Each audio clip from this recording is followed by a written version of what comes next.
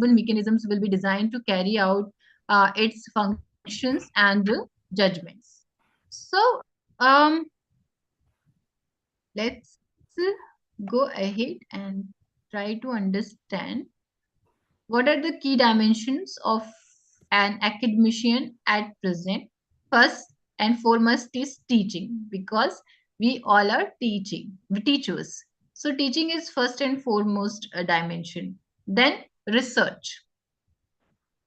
And after that, deliberate vision and networking. It is at present it is very important when you want to carry forward the research work and initiate your research work. Definitely you will need help from the experts from different fields you are working. So networking is another important skill you must have at present as an academician. Next, cooperative and motivational. You should be motivation must be internal, because external motivation is not consistent, as I believe. Maybe for others it may work, but for me internal motivation is much more important than any kind of motivation. And again, open mindedness and efficient management. You must have be open to the things, open to the changes which are happening because of technology, because of any climate issues and so many things. There may be a lot of factors which change the scenario of academic world. So you will have to be open minded towards those changes. It is also known as flexibility. So flexibility is also an important skill of a leader, uh, also for academic leader. Next, development and performance recognition and interpersonal skills.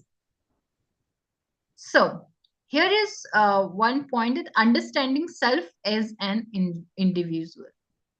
When we understand ourselves as an individual, which is also known as self-awareness, a kind of one of the life skill proposed by WHO. I hope you all are aware with the term life skills, and those 10 life skills which have been proposed by WHO. So self-awareness is one of the most important life skill, which should be inculcated by us within ourselves, so that we would be able to you know understand ourselves and others, and would be able to help others to understand themselves. So here is one query from my side. What what is self awareness? What is self awareness? What do you sense by the term self awareness? पिताजी को बोलना कि बोले ना कुछ भी. We I'm know our waiting for the strength. answers. We know our strength and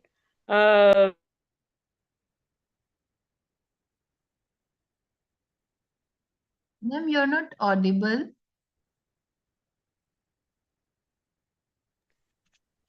hello, Anji ma'am. Yes, yes. One who knows uh, his or her strengths and weaknesses, and Hmm.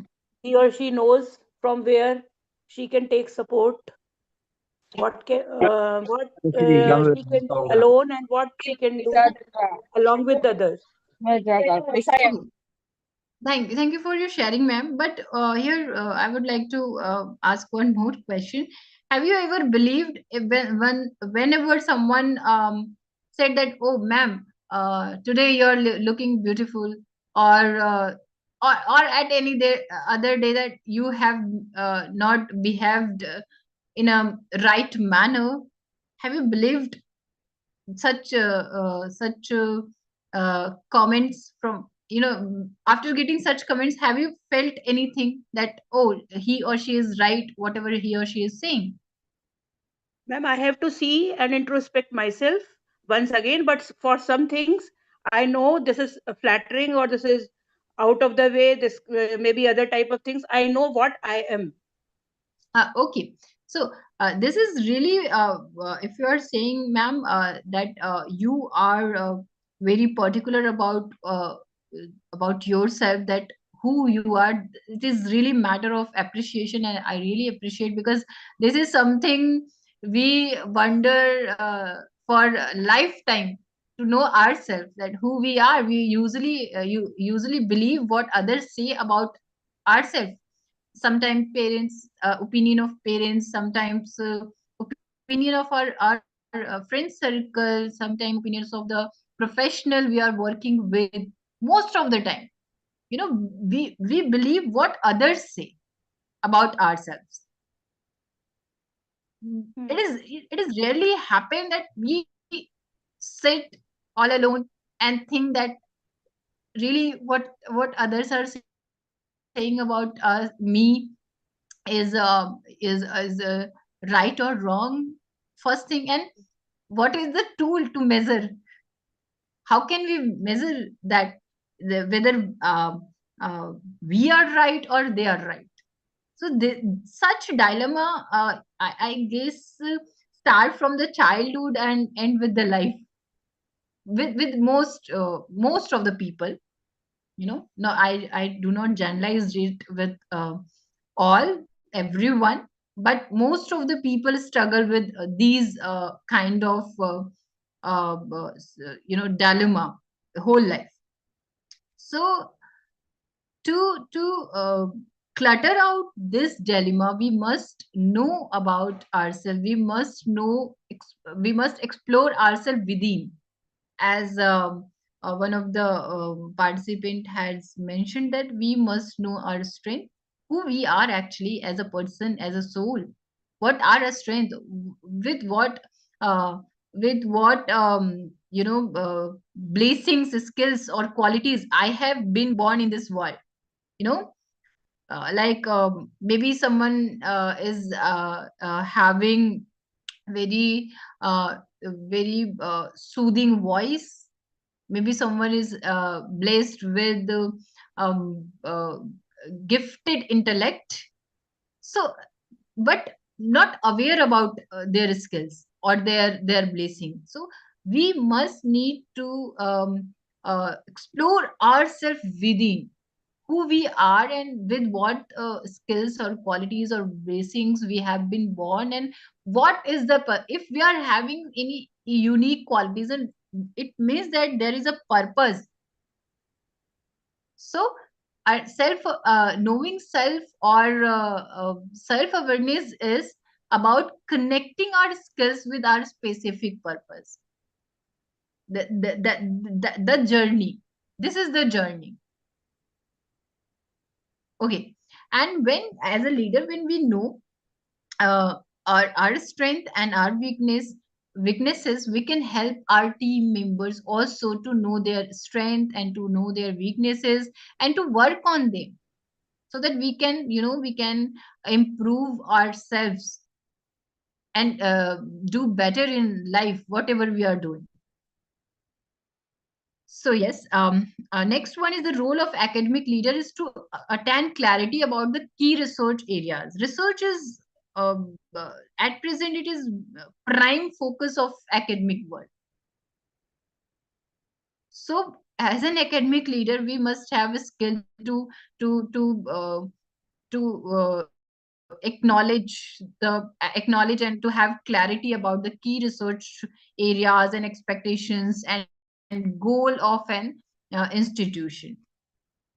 Another is yes, we have talked about the vision and passion is another quality of a leader, so I'm not going into that. And governance is, every institution is having some statute, rules, regulations. So governance is all about knowing those rules, regulation, and statutes of any institution, and implementing those in order to achieve the mission of that particular institution. Next, let's come to the These are the qualities we all are aware about this quality of a leadership. So I'm not going into that. I want to come to the points of NEP 2020. Okay. Is there any sharing or any query at this point? No? Okay, so let's move ahead and see what kind of architectural changes are going to happen in our institutions in future as per the guideline of NEP 2020. So NEP 2020 called for a special consideration of university governance in two aspects. First one, the issue of autonomy, and the second one is structuring of internal university governance. In the NEP 2020, the issue of autonomy shall be desired but constrained and organized by the state government. And the faculty autonomy means providing independence in designing curricula and pedagogical methodologies, but which need to be in the NEP 2020 framework. You are getting autonomy, but not complete autonomy. Well, this is another issue of debate. We are not going into this. We will move ahead. It can be imagined that the educational bureaucrats might have four harmless words empowering them to limit and restrict the independence which is promised to faculty. Another, in case of institutional autonomy, means primarily applied for affiliated colleges, which can be used in unspecified ways to slowly moving towards research intensives or teaching intensives universities. And the most disturbing change contemplated is to the institution of university governance. Hence, the new policy came up with the egregious violation of fundamental principles of self-governance, which is an integral part of university functioning. This is also another matter of debate, so we are not going deep into this. Let's go ahead without any controversy. Let's see what kind of governance system we are having at present and earlier in our institution, and these are going to be changed in future. Formally self-governing institutions such as universities typically have board of studies and academic councils for regulating the academic matters and maintaining standards of instruction in education and examination process. And maybe few of you are aware of the functioning of board of studies and academic councils. And if you are having any kind of sharing, you are free to share here about those councils and bodies. Next, the executive councils or syndicates will take decisions related to the general management and administration, revenues and properties of the university. This change is going to be happening in future. Again, university courts or synods will be the supreme authorities and oversight institutions that hold the university accountable for society. Faculty members will conquer both ex officio and as well as elected offices in the university statutory bodies. Hence, faculty of university can debate and disagree before things are at the consensus on a wide variety of academic issues that lie at the heart of what the university sees as its purpose. So every change brings some advantages and disadvantages of with itself. And yes, we can it is not, nothing is perfect, and we can these discussions are happening to turn about on these issues and what kind of disadvantages we may face because of these changes. So we can churn at this point and can propose the solution to those disadvantages. That's why these kind of sensitization program are conducting by the responsible authorities. Let's go further. NEP for effective governance and leadership in HAIs. So it is providing suitable system like graded accreditation and graded autonomy in institution within 15 years. It means approx 2035 every institution will be graded. We will have graded accreditation and graded autonomy. And receiving the appropriately graded accreditation means that deemed the institution is ready to establish the board of governors. It consists a group of highly qualified, dedicated, competent, and individuals proving their capabilities with a strong sense of commitment to the institution. Means if an institution is having graded accreditation and graded autonomy, then that institution will be eligible to constitute the board of governors. It sounds like board of governors in mostly in this companies, big companies, business companies and all. So that kind of changes are going to be happen in our higher education institution also. So the culture of work is also going to be changed. We as a teacher must be ready for these changes. Okay. There will be legislation overarching to supersede the contravening provisions of the other legislation done earlier, and it should provide a constitution, modalities of functioning, appointment rules and regulation, and the responsibilities and roles of BOGs. The expert committee appointed by the board shall identify the new members, and all selection of new members will be done by the BOG. But selecting the new members, it should provide equity. Now you can witness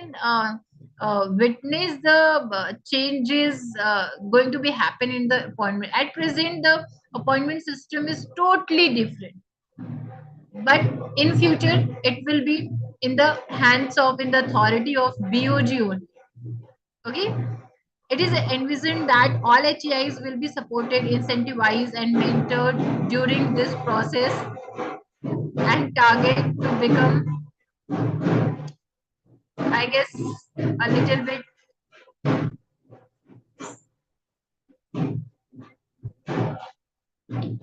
Give me 1 minute so that this Uh, I'm voice requesting all the will participants, please, be off. maintain the decorum, please. Yeah. Sorry, Ma'am, please sorry continue, ma'am. for Sorry this for this disturbance. inconvenience. Sorry.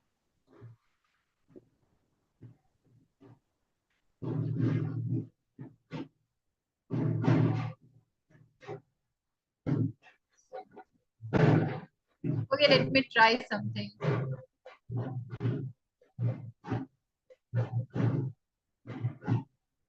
Let me close the door. They are not-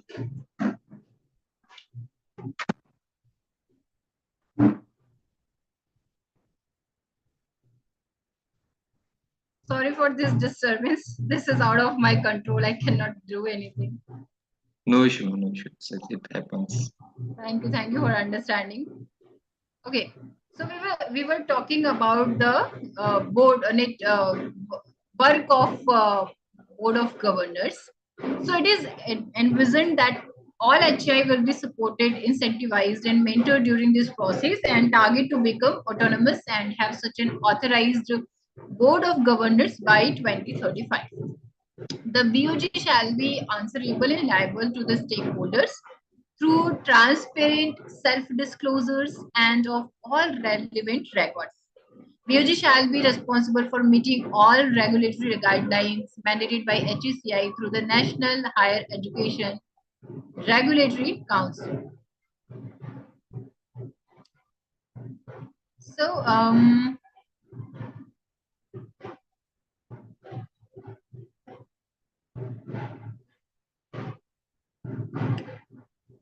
what kind of administration we may have in future according to NEP 2020? So institution heads and all leadership position will be provided to highly qualified in academics and also who have demonstrated capability of administrative and leadership abilities in complex situations. HI leaders need to demonstrate constitutional values and institutional vision along with social commitment, belief in teamwork, ability to work with diverse people, and positive attitude. Leaders of an HEI will demonstrate strong alignment to constitutional values and the overall vision of institution, along with attributes such as a strong social commitment, belief in teamwork, pluralism, ability to work with diverse people, and a positive outlook. And here, BOG will constitute eminent expert committee for the selection of administrator and leaders through an impartial, rigorous, merit-based and competency-based based criteria. The stability of tenure is to guarantee the growth of suitable culture. Now, it is not like that once you have been appointed and you will get out of your job after your retirement only. So it is going to be more challenging for us as a teacher that if we will not fulfill the requirement of our institution, we may get fired at any point. This is yeah, something we must um, learn to work on. At the same time, succession of leadership will be planned to safeguard the practice which define an institution process should not affect due to change in leadership, and it should not remain vacant for the smooth transition. Outstanding persons will be identified and trained early and allowing them to work along with the leaders in a ladder of leadership position. And the bodies like UGC are doing this task at present even. They are nurturing future leaders at present through various program, and yeah, they will promote these early career people in future leadership roles. Now come to the transformation of higher education into regulatory system, how it will work in future. The regulatory system will guarantee the distinct function of regulation, funding, accreditation, and standard setting of academic performance independently and empowered bodies. NEP 2020 will be set up as 4 independent verticals structured within one umbrella. This would be called as Higher Education Commission of India, that is HECI. First vertical of this HECI will be NHERC, which stands for National Higher Education Regulatory Council, and it will function as the single controller for the higher education sector, including teacher education. But it will not include medical and legal education. The second vertical will be a meta accreditation body called NAC, which also exists at present. So NAC will be continued as an accreditation body in future also, and the accreditation of the institution will be founded on basic norms, as we all are aware about the accreditation system of NAC. So I'm skipping this point.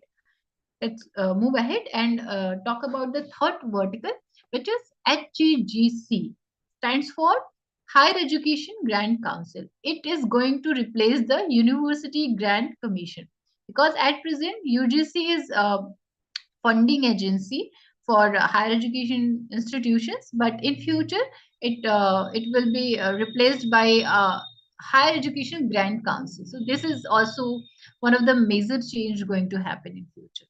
The fourth vertical will be the GEC, that is General Education Council, which will set up an predictable learning outcomes form and higher education programs, and which referred as graduate attributes. A national higher education qualification framework shall be formulated by the GEC. The functioning of all the independent verticals for regulation, that is NHERC for accreditation, NAAC and NAC, funding, HEGC, and academic standard setting, GEC, and the overarching autonomous umbrella body, HECI itself, will be based on transparent public disclosure and use technology extensively to reduce the human interface to guarantee efficiency and transparency in their work. So reducing human interface is also is matter of discussion and debate, but not on this, not in this session. So let's move ahead. If you're any one of you are having any thought on these points, na, what kind of advantages or challenges or benefits these changes are going to bring for us as an academician or for our institution, you can share your thoughts. You're most welcome to share your thoughts, and you're most welcome to the discussion platform. So please be a little bit interactive. Is there any sharing on these points? What do you think? Are these changes are going to be fruitful for us or more challenging for us?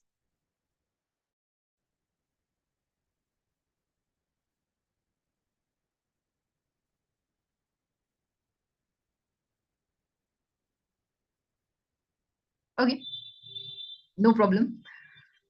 If you do not want to share, I cannot force you to share. I can only request. Okay, the next change is going to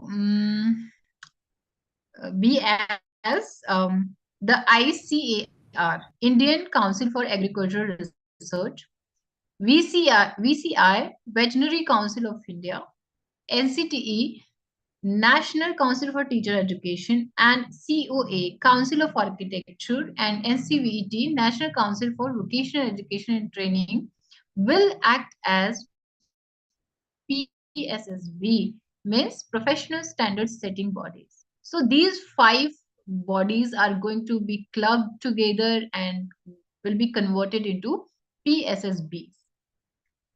The next, the separation of functions that each vertical within HECI should single take up role, which is relevant, meaningful, and important in the new regulatory system.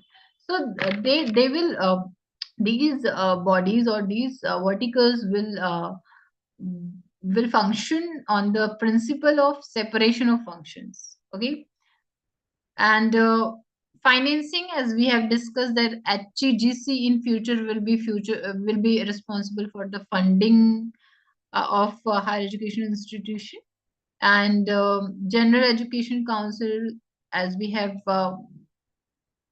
talked in earlier slides, that it will frame expected learning outcomes from higher education programs mentioned as graduate attributes. And NHE, in short, in summary, as a summary, I'm discussing this. NHEQF will be voiced by the GEC. It will work beside the NSQ. At present, we are having National Skill Qualification Framework. And in future, it will be assisted by NHEQF to ease the incorporation of vocational education in the higher education. Next, the NHEQF describe the learning outcome of degree, diploma, and certificate programs offered in higher education. And the GEC will create the norms to issuing credit transfer, equivalence, etc. to the NHEQF. And students should acquire some important skill set specified in academic programs. We have discussed already that bodies kind of ICAR, VCI, NCT, NCVET are going to club together and will be replaced by the body called PSSB. All the professional body will be clubbed together. And it will play an important role in the higher education system. It will be a member of GEC. PSSB also will be a member of GEC. After PSSB is restructured as different council, it will continue to pull the curricula, applying certain standards in academic and also direct teaching and research and extension activities in their domain or discipline. So teaching is, even at present, teaching is not limited to the classroom teaching. There is some extension activities also in form of community work, educational excursion and all. And of course, the research work. This PSSBs would also set the standards or expectations in particular fields of learning and practice while having no regulatory role. So PSSB will not have any regulatory role. This point should be we should be careful about this point, that PSSB will not have any regulatory role. All HEIs will decide how their educational program reply to these standards by considering other things. And it also need to reach out from the support provided by the standard setting body. And at the end, I would like to discuss the institutional development plan as per NEP 2020, as per their vision.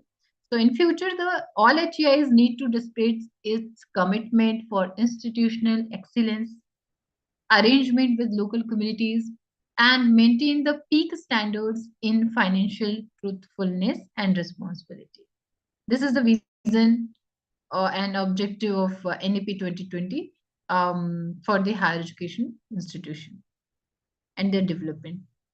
Institution need to make a strategic IDP, that is institutional development plan, based on which institution will develop initiatives, assess their progress, and set their goal to attain its excellence, which can become the basis to public funding in further. The IDP needed to prepare with the joint participation of board members, leaders of institution, faculty, staff, and students. So this is all about academic leadership, governance, and management, and kind of changes we are going to witness in future in our institution. In the architecture, internal governance system, external system, everything. So yes, now the floor is open for the questions and queries. If you are having any question or query, you can ask.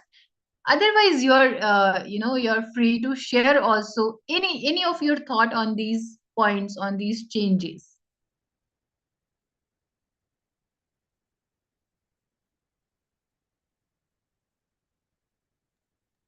So I'm requesting all the participants to be be interactive with ma'am. And if you have any feedback, query, or whatever the thing, you can discuss with ma'am. You can Yeah, unmute hello, yourself. madam. It was a very wonderful presentation and very interactive one. My query is regarding the professional bodies which you shared, like ICR or PCI, or maybe like we have BCI in law. So, how will they work? Will they be overruled by the norms of NEP given by UGC, or will they act according to their own set guidelines, or is there some standard rules and regulations which need to be followed by all these professional bodies and the various universities which come under them? Yes, sir. As we have discussed this, in future maybe we will not have UGC also. UGC is going to be replaced by HUGC. And yes, as you're asking about the regulatory system of these professional bodies, at present there is no particular guideline about those things, but in nutshell, if we share that it will play it will work under GEC, PSSB, and even PSSB and GEC will work under the umbrella term we had na HECI, Higher Education Commission of India. Maybe in future, Higher Education Commission of India will set some regulation to for these bodies, that how they will run the responsibilities or duties that they will have in future. So at present, even HECI will not have any regulation. In Okay, future, thank maybe you, in ma'am. upcoming days, when these bodies will be formed, if, it may take 2035, and maybe by then we will have something like that, any Thank you regulation. so much. At present, there is no clarity about the work of PSSBs kind of bodies, or any verticals we have discussed. We have only a rough idea about these bodies. And these changes are going to happen. How they will discuss later. Because there's a lot of change happening each and every day when we get to know about NEP 2020, the changing rules now and then, and what will be the exact guidelines which need to be followed by various institutions is still I guess it will unclear. come later. I guess it will come later. It is not But ma'am, we've already started following NEP 2020 since last 4 to 5 years. yes.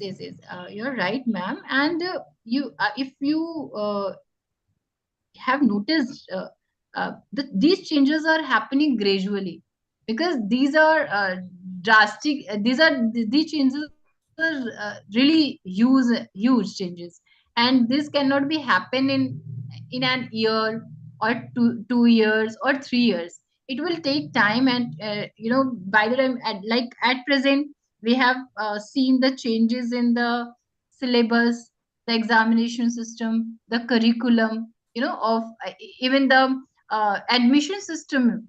Even one more one of one another important thing is the structure of our education system, from the uh, play group to higher education system, 5+4+4+3 wala system.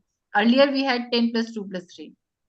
So these changes are are happening gradually, and in governance system and the architecture of the university, architecture in the sense, particularly in the sense of governance, not in the external architecture. It will take time, and it will happen in future. At present, we are having NCTs working, and even you have mentioned the BCI also, Bar Council of India. They are still they still exist. So until unless they exist, this body will not have any regulation. In future, we will have specific regulations for about this work, what kind of work they will do, and how they will do, what on based on which provisions they will do. At present, we are having just rough kind of framework, that what particular task they will do. Like PSSB will be responsible for professional task, NAC will be responsible for accreditation, and NHTRC will be responsible for research work and education. And one more body was there. I guess, what was that? NHGEC, actually, General Education Councils. So we are having just what kind of these body, the objectives of these bodies. The whole regulation we are not having at present. Okay, thank you, ma'am.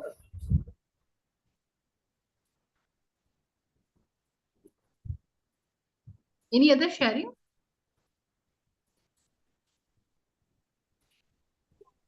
Anybody has any queries, or they want to discuss anything? No, ma'am.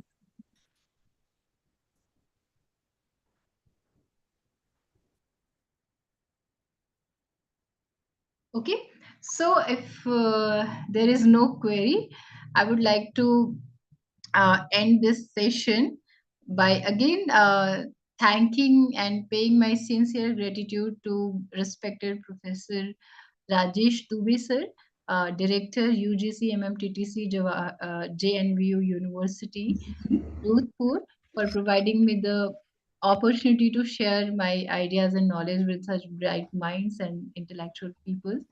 And I really appreciate the participant of this session, that they have accepted my request and made this session a really interactive session. This could have been a little bit more interactive, but okay, I'm satisfied and happy with the contribution of the participant in this session. Thank you so much. Thank you so much for sparing your time in this session. Good evening, ma'am. Good evening. I have a question. Yes, please, most welcome. Myself, Anil Kumar. Ji. Ma'am, जैसे PhD, if you don't mind, I can speak in Hindi. हाँ जी, जरूर. Thank you, thank you. Ma'am, जैसे research के लिए PhD admission के लिए पहले क्या प्रोसीजर था? आप रिसर्च एंट्रेंस टेस्ट के थ्रू भी एडमिशन ले सकते थे और एसआरएफ के थ्रू भी एडमिशन ले सकते थे। जी लेकिन अभी क्या है, कुछ यूनिवर्सिटीज में जैसे आईसीआर के थ्रू नेट से हम पीएचडी का एडमिशन लेते हैं। जैसे एन एग्जाम्पल मास आकोम्बरी यूनिवर्सिटी या Meerut university, CCS university Meerut या बीएचयू। लेकिन अभी आगे क्या प्रोसीजर रहेगा इसमें मैडम? जी पीएचडी में काफी चेंजेस होने वाले हैं और कुछ चेंजेस अभी चल भी रहे हैं। जैसे पीएचडी का नाम भी शायद फ्यूचर पीजीडीआर के नाम, post graduate diploma in research के नाम से शायद जाना जाएगा। और आपका कोर्स वर्क जो भी आप करते हैं वो प्री पीएचडी कोर्स वर्क, इस तरीके के चेंजेस हो रहे हैं। अभी इम्प्लीमेंट नहीं हुए हैं, इन फ्यूचर होंगे। और एक और चेंज हुआ है, जैसे आपने नेट का बताया या आप यूनिवर्सिटी के एंट्रेंस के थ्रू एडमिशन लेते थे, हो सकता है फ्यूचर में आपका केवल नेट का जो स्कोर है उसे काउंट किया जाए पीएचडी में एडमिशन लेने के लिए। जैसे कि यूजीसी से एक गाइडलाइन इसके रिगार्डिंग आ भी चुकी है।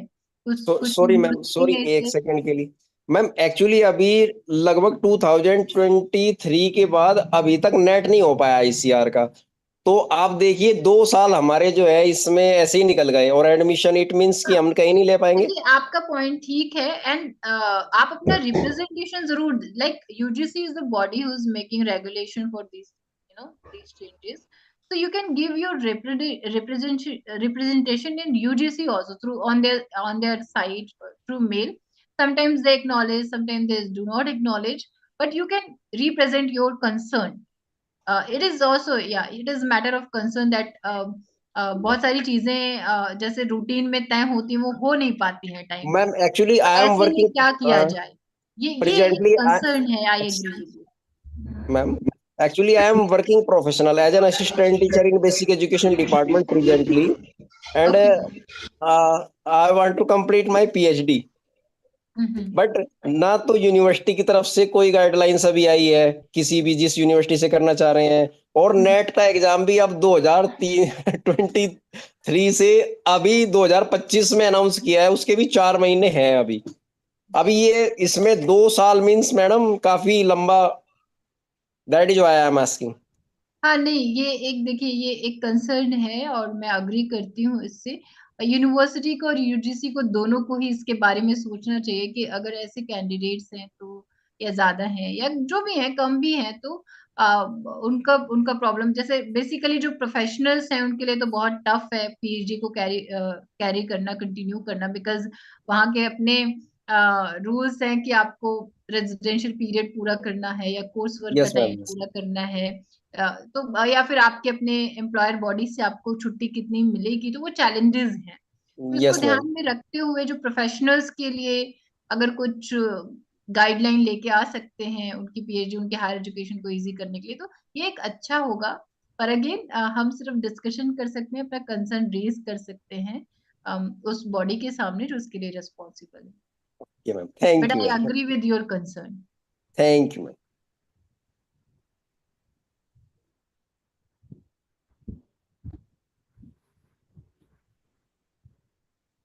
Okay, so I was thanking Professor Rajesh Dubey sir for providing me this opportunity, and also the participant who have interacted and made this session so interactive.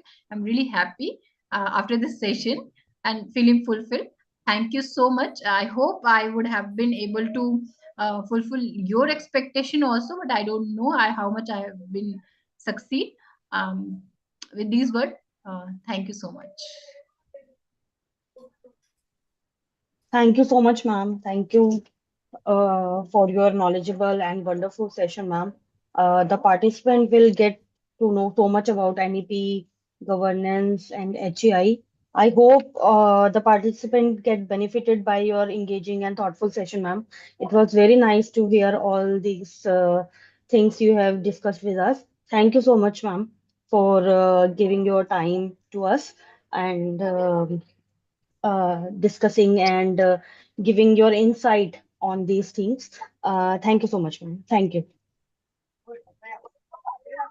जिनकी जो है ना कमेटी लिखी हुई है पहला क्वेश्चन आपको दी थी, समझ गए? Good evening.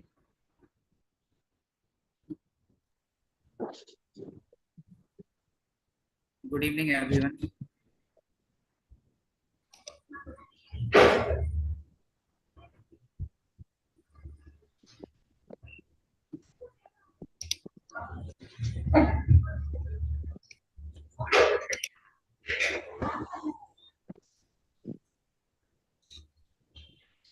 VA Jane sir, are you here?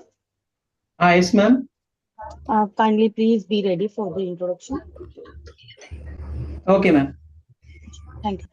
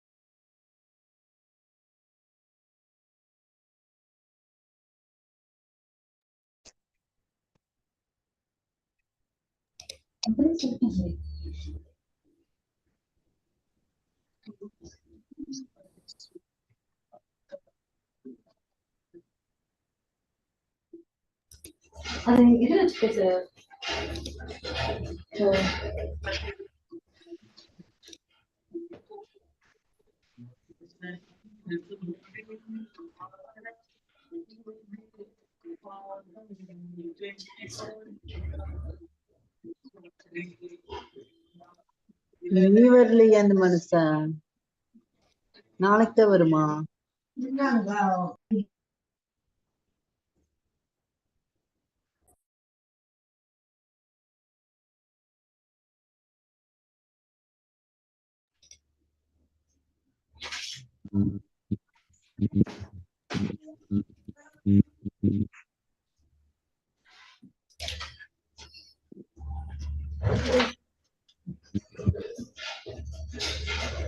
Our speaker will join in 5 minutes.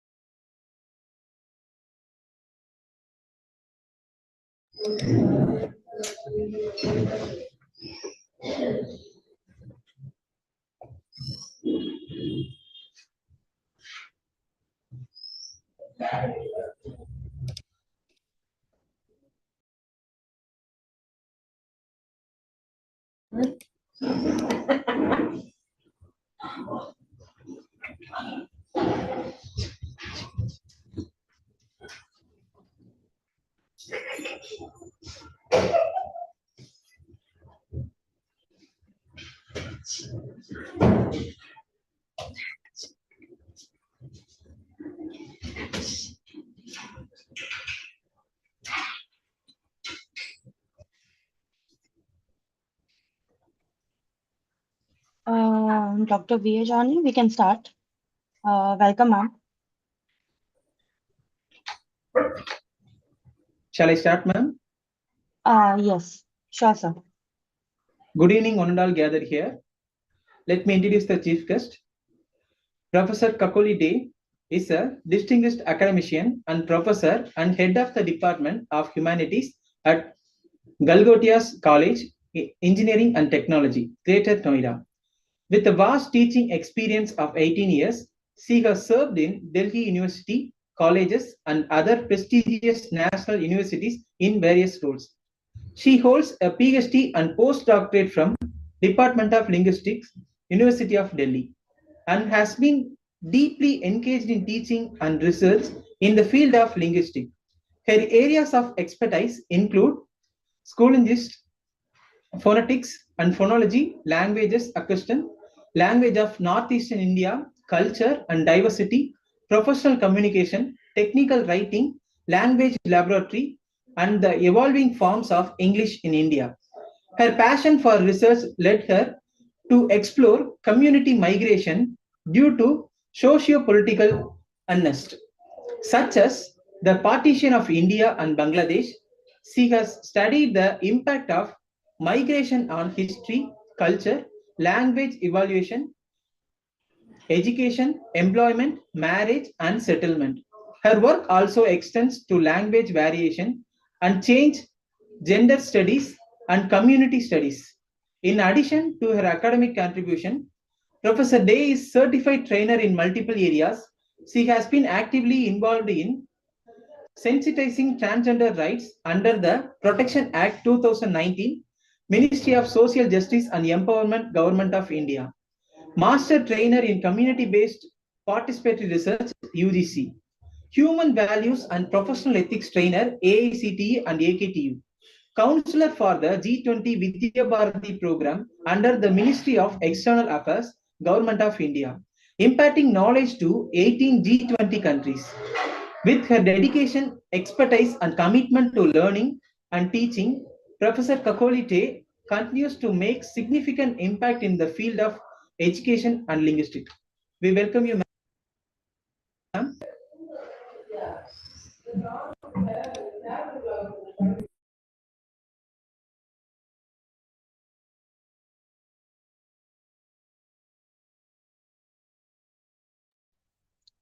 Ma'am, you can unmute yourself.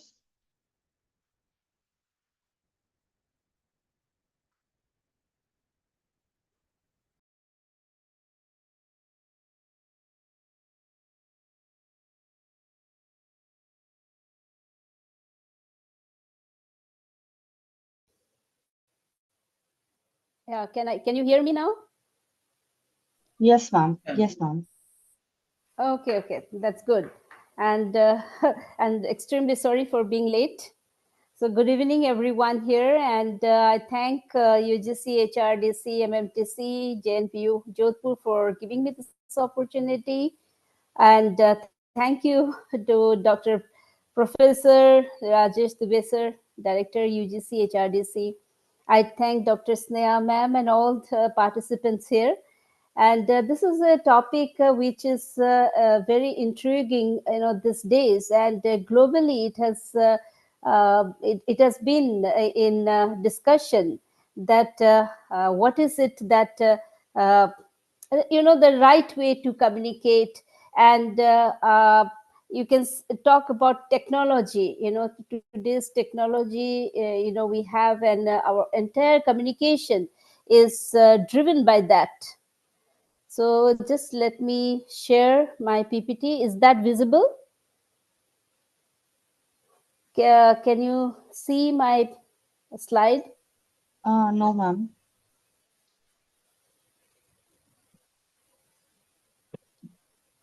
Share screen.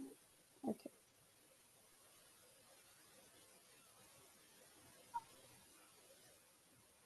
Now you can see? No, ma'am. No, ma'am.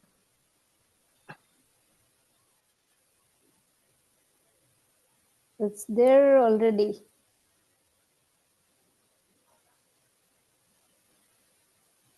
You can't see, ma'am. I've shared the screen. No, ma'am, it's not there. Actually, Ma'am, you can not stop sh- and share again, I think. no, ma'am. Actually, ma'am, No, you did not share it. Actually, if you share something from your side, now there will be icon like with your name, but right? now? Yes, ma'am. Yes, ma'am. Yes, Yeah, ma'am. it's there, ma'am.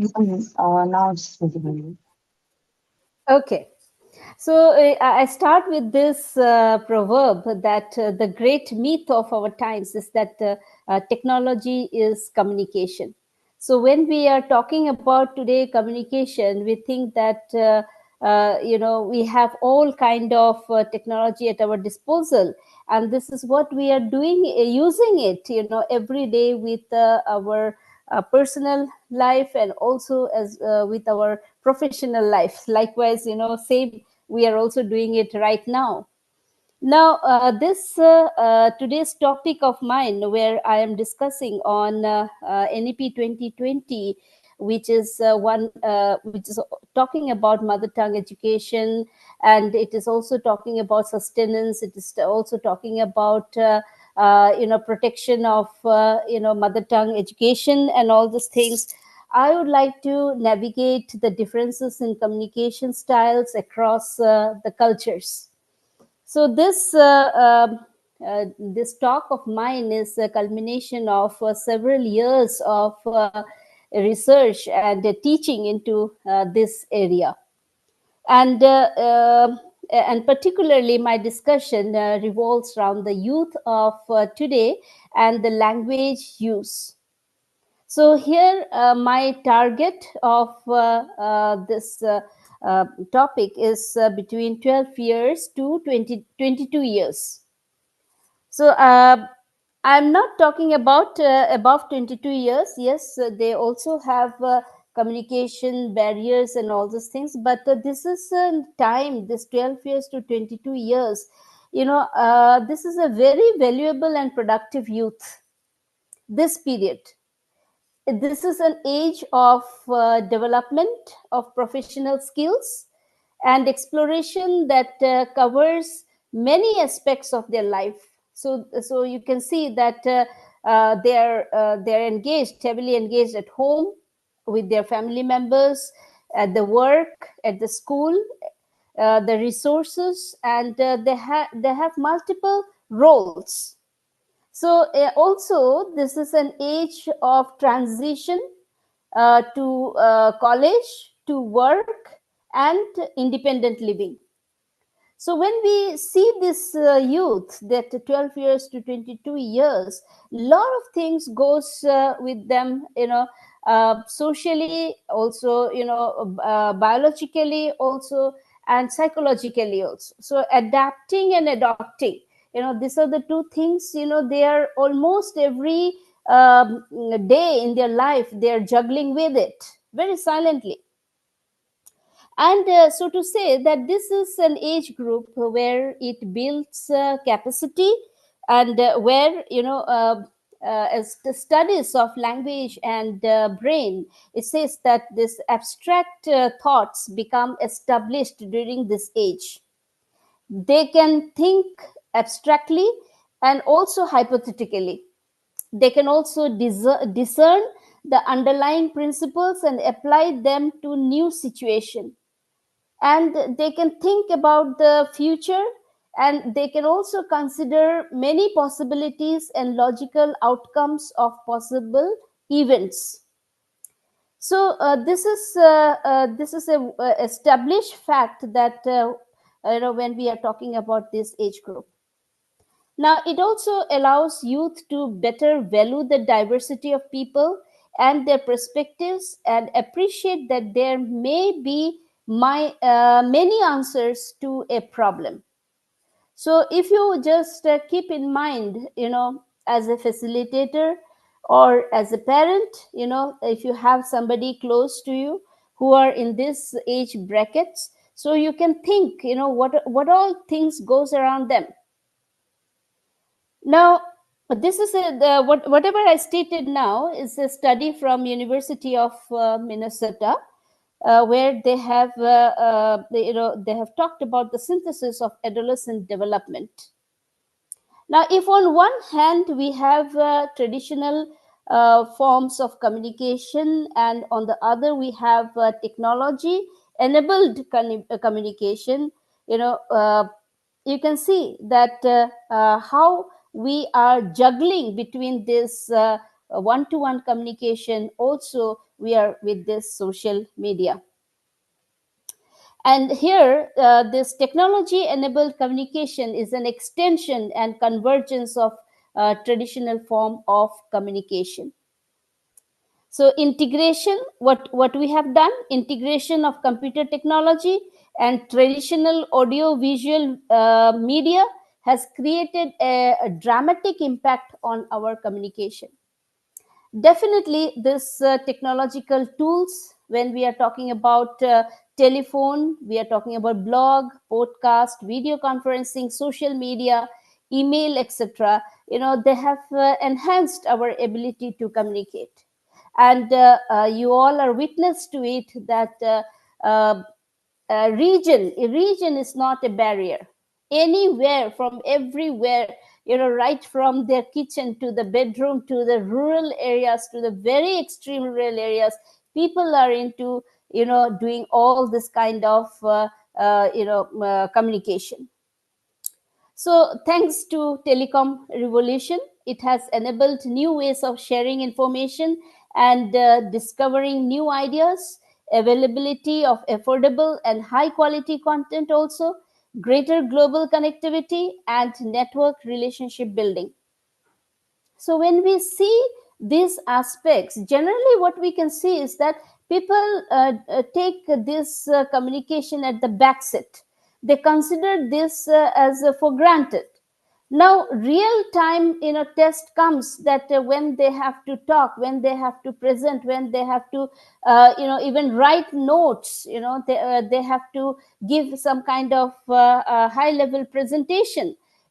People start realizing that even though they have ideas, they can't write, they can't speak.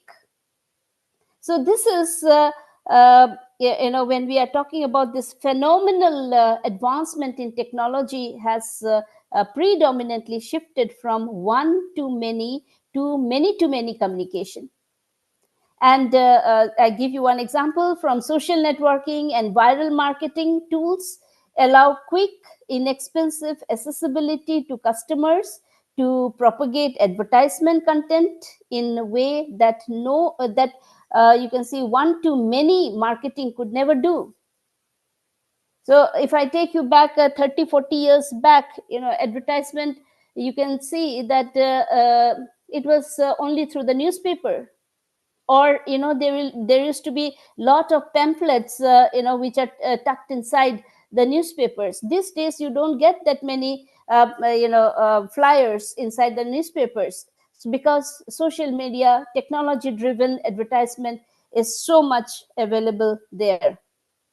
And not only this technology, we can use the technology, but this technology has accelerated business messages to any part of the world in any time zones in a cost effective manner.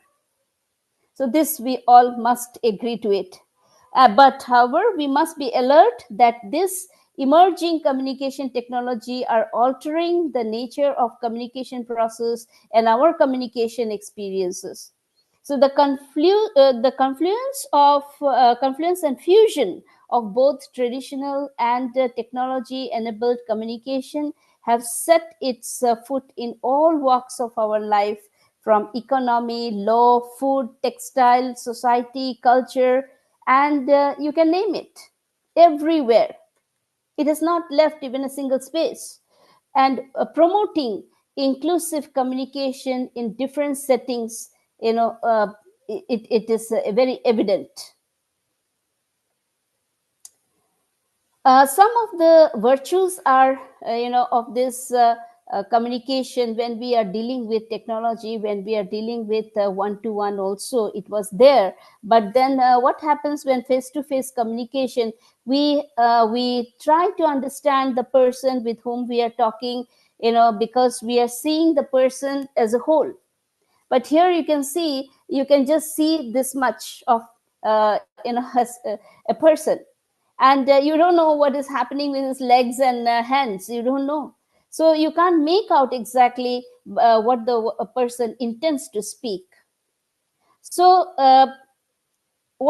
these are certain of the barriers, when we are talking about technology driven communication, that if we try to take care of these barriers, then I think this is also very good enough a kind of communications, and these are like active listening, clarity in message, empathy, transparency, adaptability, storytelling, conflict resolution, non-verbal communication, building trust, providing feedback, managing difficult conversation, cross-cultural communication, situational awareness, delegation, motivating teams, and understanding different communication styles.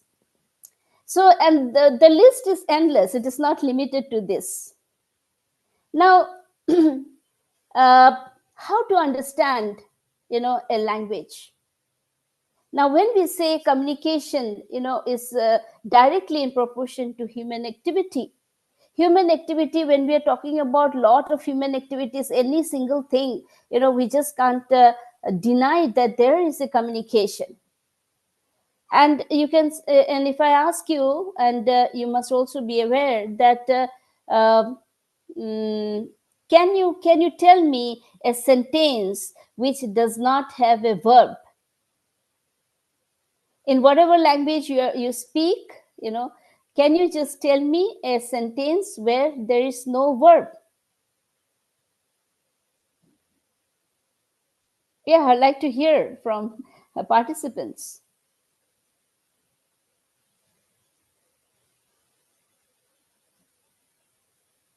Hello? Yes? Anyone?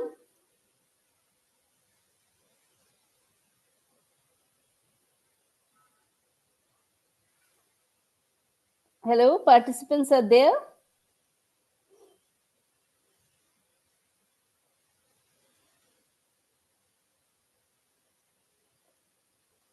Hello? I hope I'm Yes. audible. Yes, ma'am, you are audible. Yeah. Ma'am. Yeah, I just want to know from you all that can you find a sentence in your mother tongue where there is no verb?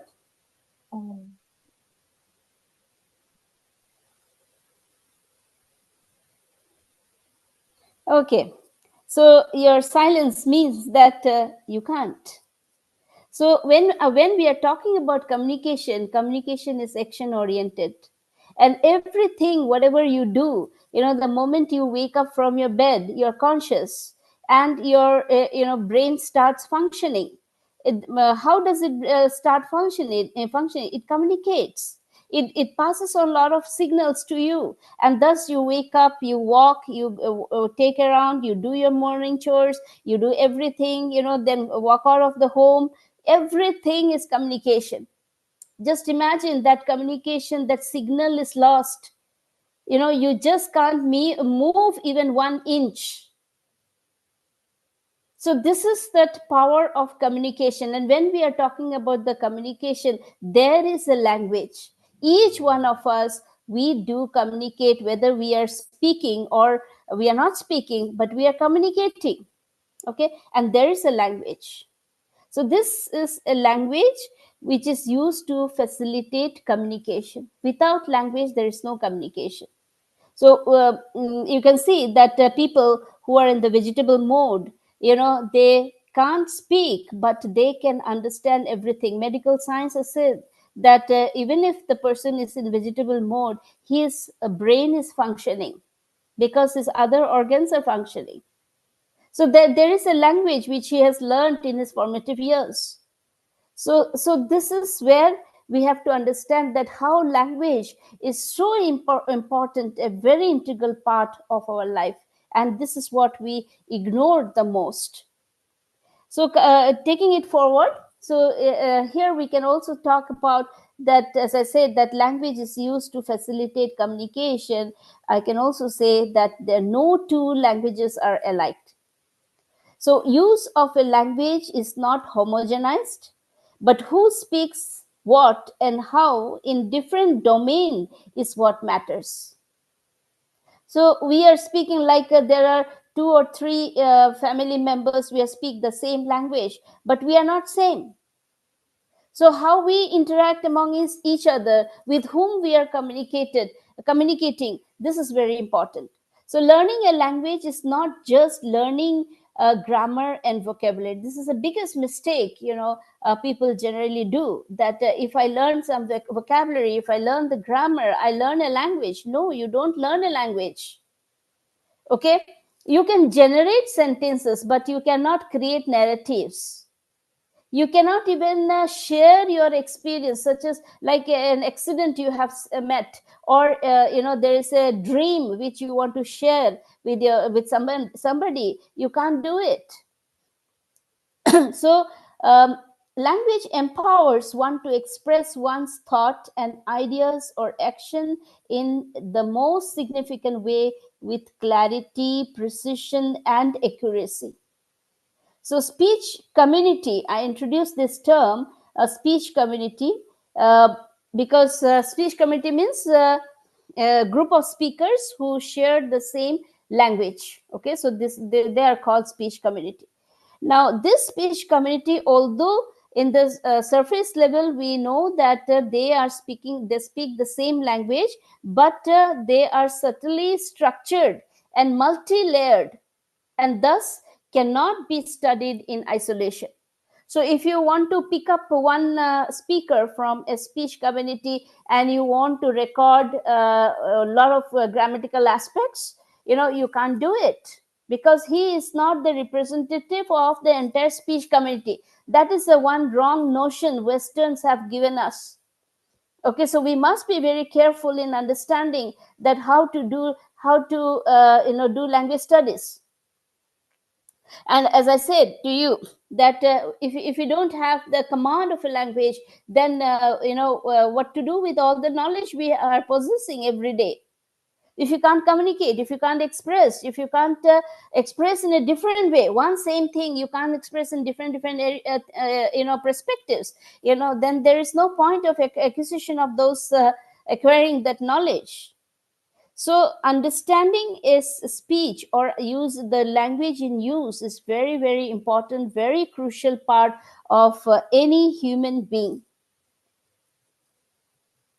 So as I already said, there are the 4 pillars of effective communication, and they are clarity, depth, care, and responsibility. Please understand these terms looks very simple, but they are not simple. This is where we are juggling, each one of us, including me, we juggle on this 4 points. So the global challenge is that our world is saturated with languages. Now this is a challenge that is in our mind, our system of knowledge and belief, our pattern of reasoning, our values, our narratives, our relationships, and many more, which over the years has developed and sustained due to intensive social interaction. So for a moment, now it's evening time. It's a very nice time for meditation.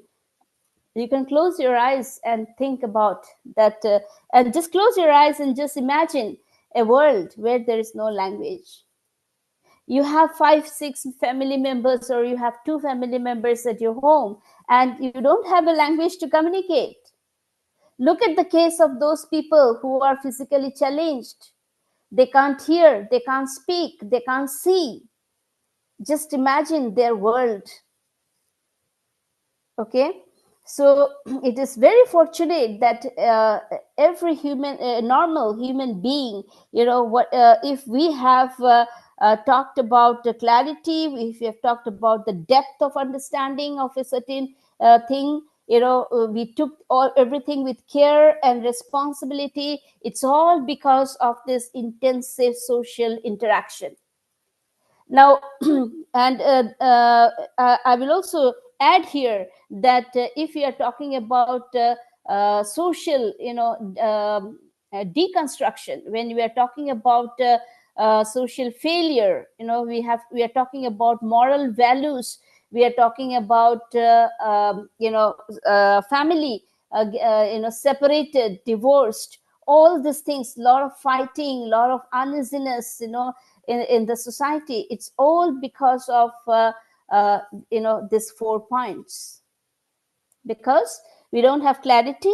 Now when we are talking about clarity, it seems very straightforward, but often one might fall victim to common pitfalls. So messages, if not properly coded, then it can be an invitation for misinterpretation. So therefore, everyone must try to achieve true clarity in message delivery. So this, I'm not talking about just in your formal organization. This is with your own personal life, your identity. Your identity is structured the way you are speaking, to everyone in your, with whom you are in touch with. So this is where, the second point is that depth comes. And it proves more challenging but equally crucial. So it is about demonstrating genuine expertise and understanding of the subject matter. So when we are talking about depth, it is not only about some specific knowledge, okay, but also about your daily life. Every day, you want to, suppose you wake up thinking that what will I make breakfast today? So your brain starts thinking. You go to the kitchen, you have everything, but you don't know what to make. But this is a part of your daily life routine. So why we can't take the decision suddenly, and just cook something and get out of it? Why do we take time? We do it often, okay? So we just make something and take it away, but then we are not satisfied. So this is one of a very small example I'm trying to give you. So this depth, when we are talking about, it is about demonstrating genuine expertise and understanding of the subject matter. So it is the idea that your audience needs to trust that you have successfully navigated similar challenges before. Now, I give you 2 examples here of, I think everyone, you have heard about Martin Luther King Jr. So he wrote letters from Birmingham jail, and he established his, you can know, even if you have not visited jail, but still you have heard from a lot of narratives and stories that what does a jail room looks like. So these people who are the leaders, social leaders and all, you can see they are not kept in a common jail. They are kept in a more highly secure jail where to breathe even, it's very horrible situation. But then this Martin Luther King, from his Birmingham jail, he used to write letters, and he established this credibility of he being a king, by demonstrating deep knowledge of philosophy and religion, even while writing from a jail cell with limited resources. So this is that depth we are talking about. I give you another example of Nelson Mandela, who had spent 27 years in prison. And he was released in 1990 by President F.W. de Klerk. But Mandela went on to become South Africa's first Black president. So while spending, this many years in the prison, he was given a very small cell without any facility there. There was only one small window from where a beam of light used to come, 24/7. So for several years, I said 27 years he was there. And but he did not stop his brain functioning. He used to write a lot of letters from there, and he gained international attention and support for the anti-apartheid movement. You all know this. So this is that, and there are a lot of examples like this, but I just give you two examples where you can see that everything is closed within our framework. Everything is closed, but still, that brain, the power of human thought, of the power of human being to think. Okay, so that is that thought process. There is a language there. Now, if you don't have that in-depthness, you can't produce it. So if you might know 5 languages or 10 languages, but still, due to this lack of this depthness, you can't produce it. You can't elaborate your whatever you want to speak. And the second and third one we are talking third and fourth one is the care. When we say care, it is not only empathy. Okay, it is just not empathy, but it is so much that I just don't have the right explanation of what care is. But if you have understood what care is, it is not just one-line statement. It is everything. So empathy does not substitute that care, but empathy is ingrained in that care. Now, this aspect involves acknowledging the human impact of organizational changes and showing genuine concern for those affected. So this is that care we are talking about. Now, this care, when we are see anybody, can take care of their family members, because that is something which it's the first most thing that you do is that taking care of your family members. But you are going to a class and there are students who are not related to you by birth, or they don't have any blood relation with you. So every year you see the same classes, same, but every year you see the students change. One goes, the other comes in. And if a facilitator does not have that care, how can he teach? Do you understand what I'm saying when we talk about that care? Okay, so care is not just that passion of teaching a topic, but it is also about more extra something about that care. Okay, it is not just only giving them a lot of attention. It's not just that. So along with that, it comes a responsibility. So, and this responsibility requires leaders to provide a broader context for their initiative. That is, when you say this context helps people understand why changes are necessary and how their efforts contribute to larger organizational goals. So this is that responsibility we are talking about. You're taking responsible about your Parents, you're taking responsibility about your spouse or your children, but you don't take responsibility about others. You don't take responsibility about your neighbors. You don't take responsibility in your organization. So this is a responsibility is like something, a task is given and you are doing it. That is not a responsibility. But responsibility is something voluntary, something which you bring a change on your own. You just try to figure it out, what is it, then try to work on it. So this is that responsibility. So nobody can force somebody to do a task. So here again, when I'm talking about these 4 points, it's very, very simple when I look at this 4 words, but actually it's a global challenge. It's really a global challenge. So here I talk about this socio-psychological implication on the society and the youth. When I say that I represent the way I speak, so this is the 2 questions are on the screen. You can read it, as I speak to you. So here, language is often seen as a link between a person and the world. But it is more important to know how it works.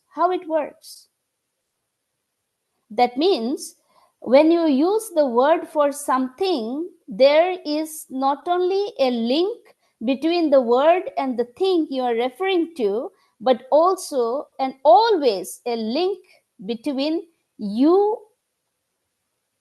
and the person you are talking to. Suppose your favorite dish is Rajma Chawal. So Rajma Chawal is your favorite dish, and you speak about this dish to 5 people. So that 5 people you're expressing that you like Rajma Chawal is not same. The dish is same, but with whom you are expressing this, that your likeness to that dish differs. So this is what actually what I mean here. And you will not be surprised that in the history of research in the psychology of language, speaker and the listener have been studied separately always. Language was studied separately.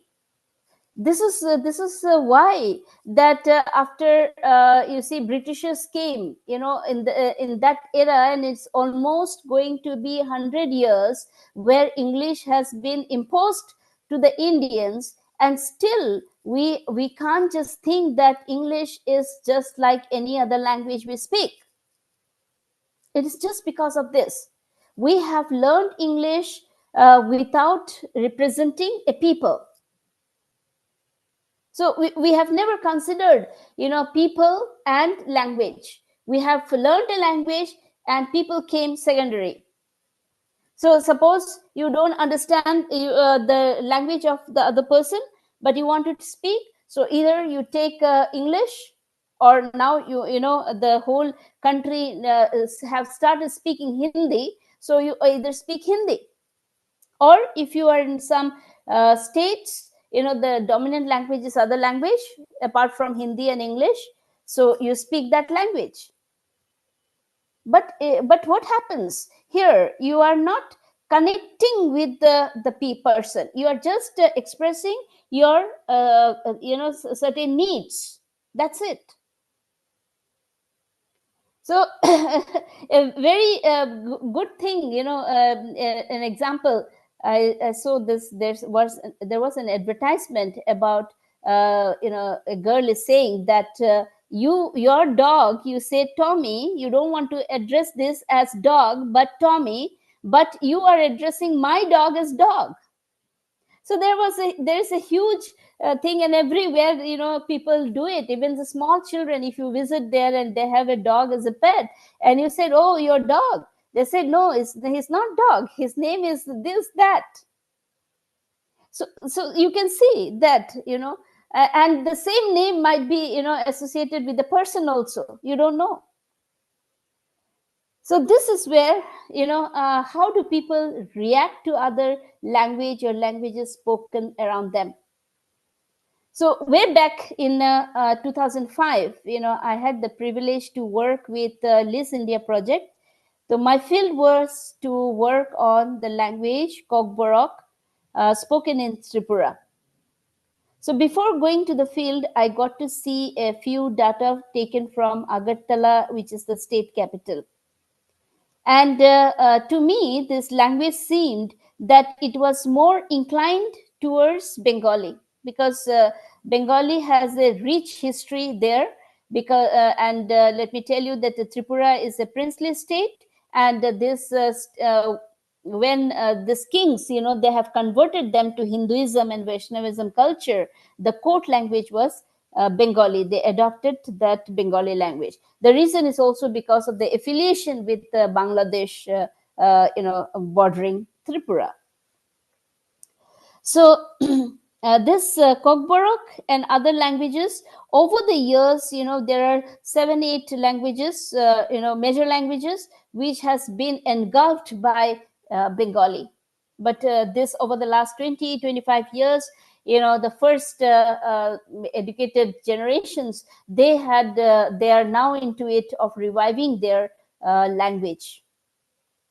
So they can't connect, because it's all because that now they are educated, they have come out of the Tripura, they have visited other places, and going back, they feel that they can't connect themselves with an outside language, which is Bengali. So they took the decision of reviving their own language. So that's why the previous data, when I went to from this sociologist or anthropologist, some narratives and travelogue and all those things I took up, which was written in Kokborok, but majority of the words are Bengali. Now, with all these things, I did my homework and I reached there, and I went to an interior part of Tripura, not Agartala, the state capital, because that is all Bengali there, people, and it's official language also of the state. So I went more interior to Tripura, and I was little taken back, as it was different from what Grierson projected. Grierson is one who has done linguistic survey of India way back, it is now 130 years. So it's very popular.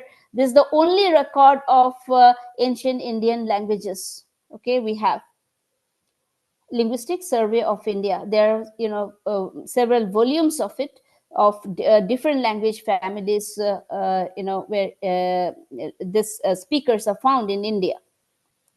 So I then left for my field trip, and I figured out 2 places where speakers of Kokborok are concentrated, far from the capital, that is Agartala, and it is near this Jampui hills, where the Kokborok people are concentrated, okay, those villages. So let me tell you that Kokborok and Bengali are state official languages of Tripura now. Okay, it was not there 20-30 years back, only Bengali.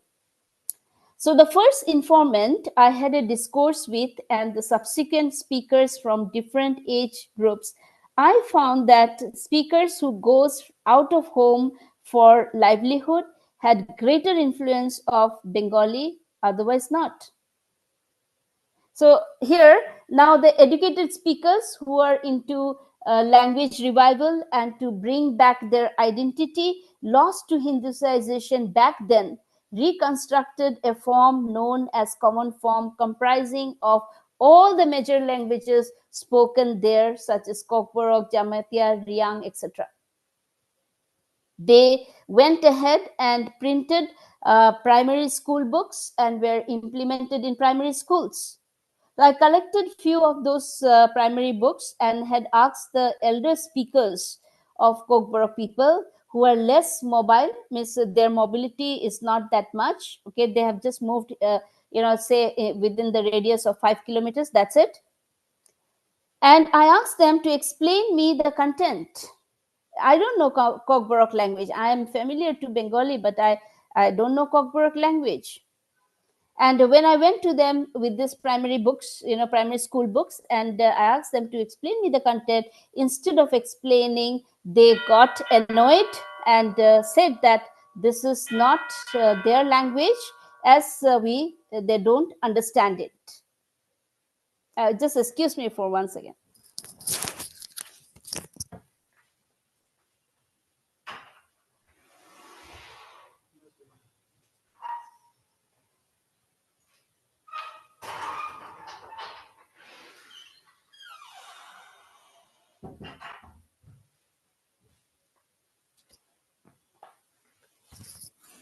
Sorry.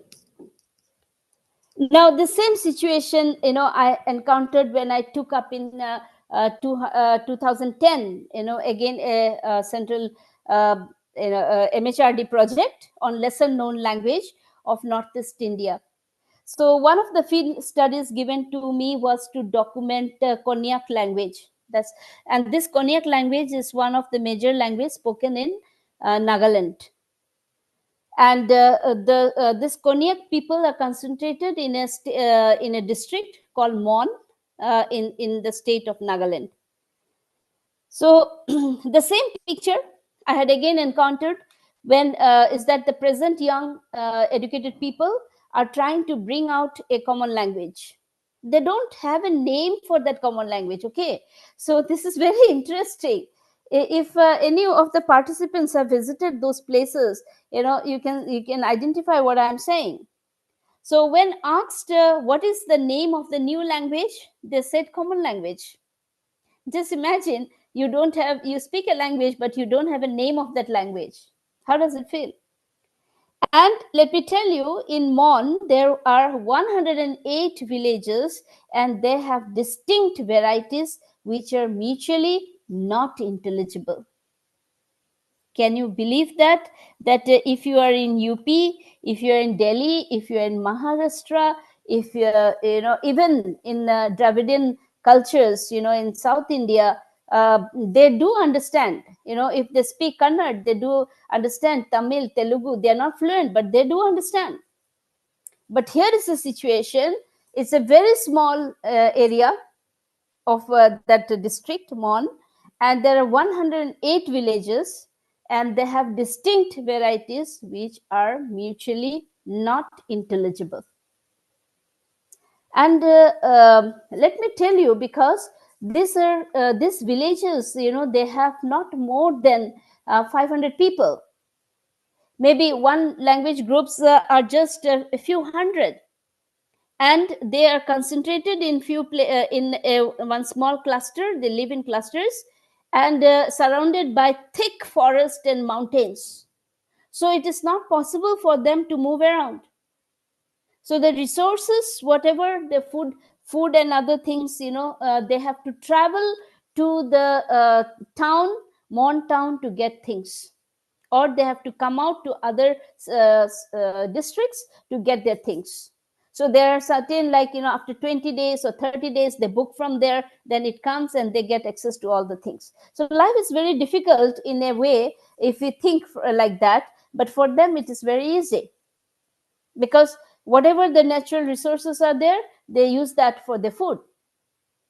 So when we are talking about our food style, food habits, some people, they are very eager, they don't even think that why people eat this. It is not a by choice. It is because they had no option.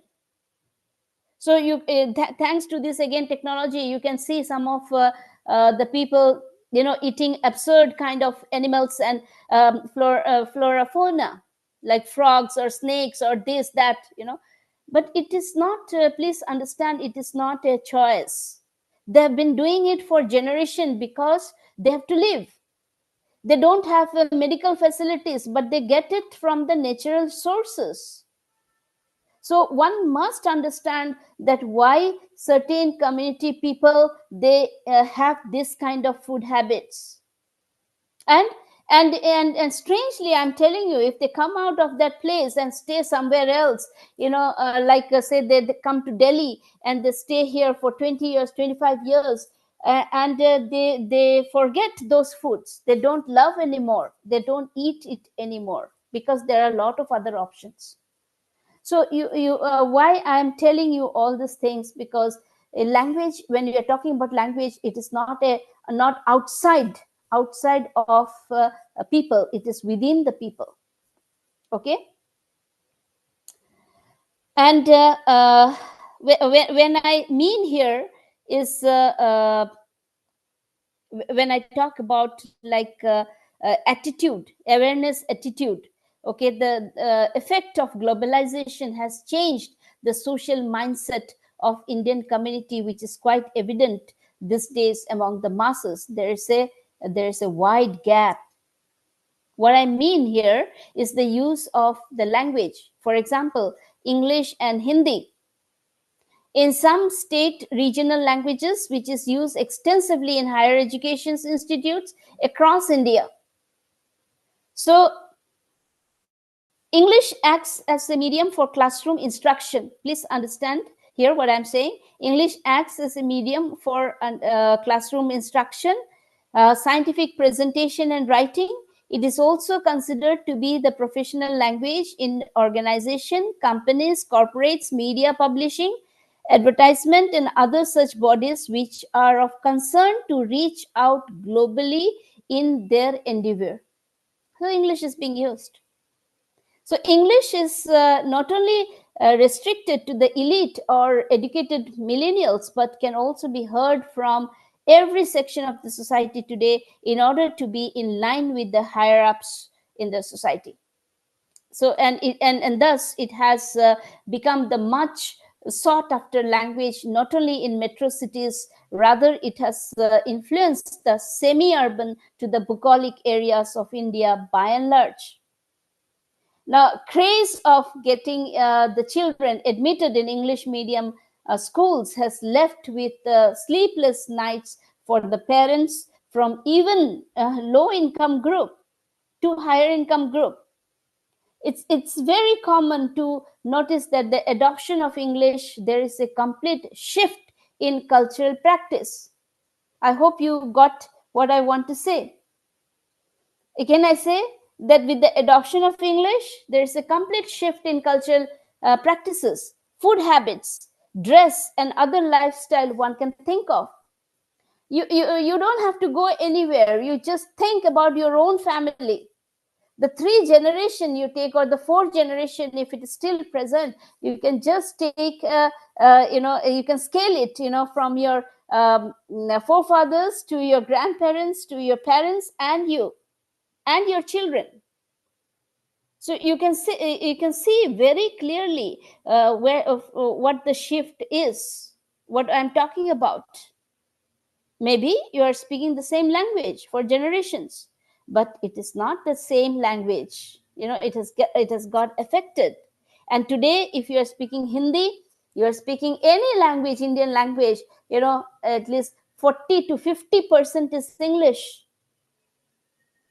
Is English, and it is not that English we are studying English, we are getting to see English, advertisements are in English, you buy anything from the market, it is in English, and here somebody is saying that Hindi, but if you buy any Maggi biscuits or anything, even a pen, do you find it in Hindi? No, it is all English. So these are the things you have to understand, that what is happening. So now this, when you're talking about the attitudes of the youth, we are talking about the society, we are talking about family, school, individual awareness and conscious effort that can bring a change. If you are not conscious about it, if you are not thinking that I have to speak good English, no force on this earth can help you to learn English. You don't need it, because your purpose is served, your life is served by the language you have. No need to speak English. So in this present scenario, when we say global, we defy the notion of being segmented from a particular nation, state, or particular region. And we can rightly claim as being global citizen. Here, today we know our generation, not our parents or our grandparents, okay? So we can rightly claim as being global citizen. However, on one hand, one is of the opinion that English medium education can brand them as smart, serve, and modern. On the other hand, the same people find it difficult to cope up with the culture English hold as per se. So use of a language is, as I said, is not homogenized, but who speaks what and how in different domain is what matters. Again, I repeat this. Okay, so Indian culture and its languages are considered in the highest regard globally, and it is to be noted that vocal expression talk a lot about one's culture and upbringing. So it is time to ponder why our present generations are into such expressions, the way they speak. What are the socio-psychological implications on the society they live in? And here is a question that who are responsible, outsiders or natives? Who is responsible? So when we talk about bigotry, we talk about political differences, they play a big role in lagging behind. So a progressive political party can take a region to its heights. But if you just see these political parties, if their mindset is not that, then they lag behind, they go back and back and back.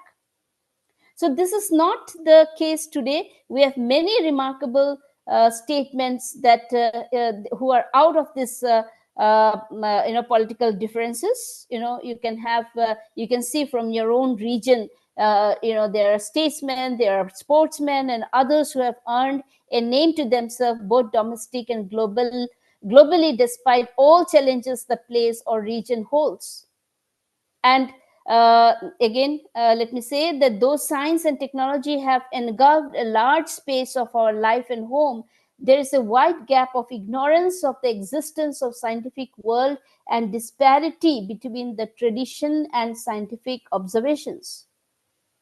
So today you have a new subject in your education curriculum is Indian knowledge system. Did any one of us thought that where are we going wrong? One is in Indian traditional knowledge system we are talking about. We are trying to revive all these things. There is on the other sector all this commerce industry, like tourism, like agriculture, like medicine.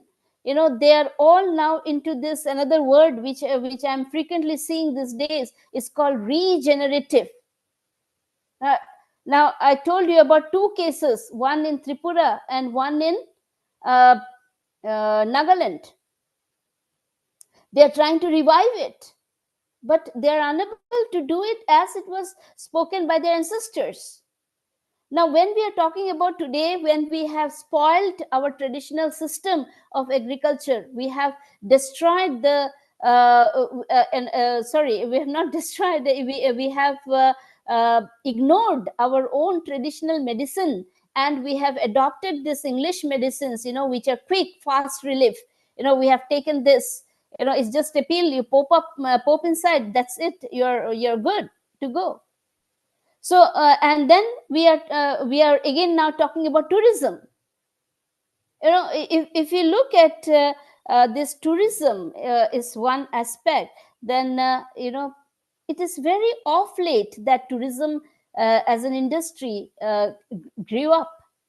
It is not very it doesn't have a long history. When certain people, very few people of a community, they love to go around, that is something which we don't call as tourism. It is about their own self-interest. But tourism is something where many people in a place, they take the time to go and visit certain kind of place. Now, the very one event which happened, which broke all the world records, this Mahakumbh. People, it's a spiritual thing, no doubt, but people did travel. They have borrowed money, they have sold their lot of things, they have bared all kind of problems, they risked that destination.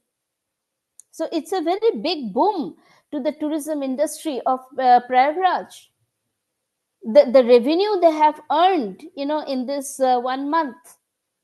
Now, many of these certain places like, Goa, if I tell you about a place like Goa, it is now writing in there all this, fairs, they're coming up, and they're writing regenerative tourism. So we have to think that, what makes a state or region moribund.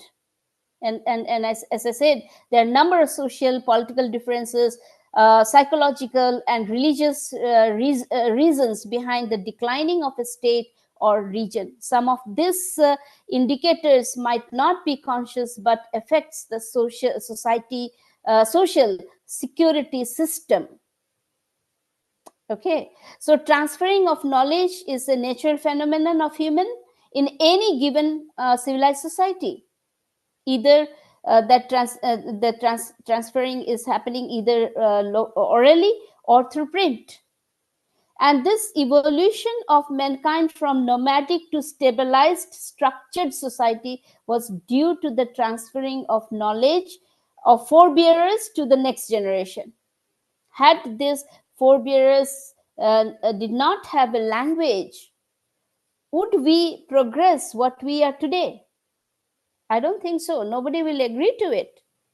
So, but then how language is so integral, a very powerful tool of progress of anything, but still that area of language has always taken a backseat. And today we have societal disturbance, many kind of disturbances, individual disturbance, group disturbance, societal disturbance, nation, neighbors, we all have that differences. We are ready to fight rather than sit and discuss. So this is all because that somewhere we have lost that strength of communication, and people are not ready to understand you. However you go on explaining, they are not able to understand you. That consciousness, that effort of being conscious to understand others, has somewhere taken a backseat. What I understand, I don't want to understand others. And today everybody has become writers. They write a lot of proverbs, they write a lot of moral lines, values, but do they really have in-depth understanding of those things what they write? So when we are talking about this knowledge was absorbed by the next generation solely due to the interest and receptivity of individual and society. Why the individual and society, when they come together, it's a combined effort. And I also said that no individual can survive alone. So man is a social animal and has to have a society, we have, as I said, our society is multi-layered, multi-structured, but there is a society, and it is a combined effort.